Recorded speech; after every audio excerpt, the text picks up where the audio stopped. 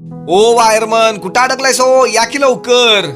ओ दादा, किती फोन करायचो, कुठं आहे तुम्ही? असं एक एक गिराईक करतात बघा, दम धीर नाही, नुसता फोनवर फोन. झालं की आता 25 वर्ष वायरमन म्हणून काम करतोय. 12वी नंतर इलेक्ट्रिक दुकानात कामाला होतो.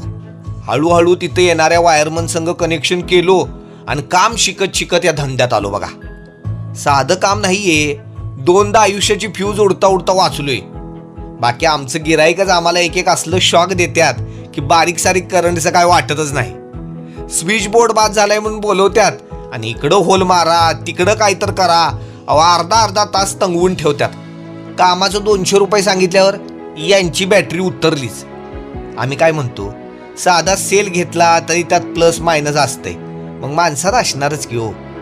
असाच एक कॉन्ट्रॅक्टर भेटला म्हणून 2 वर्ष पुण्यात होतो बघा. खरं त्या गावाशी आपलं काही कनेक्शन जमलं नाही म्हणून आलो परत इकडं.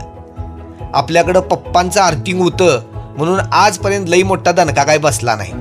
हळूहळू बघा, जसं पैसे जमतील तसं साठवून एक इलेक्ट्रिकचं शॉप घातलंय.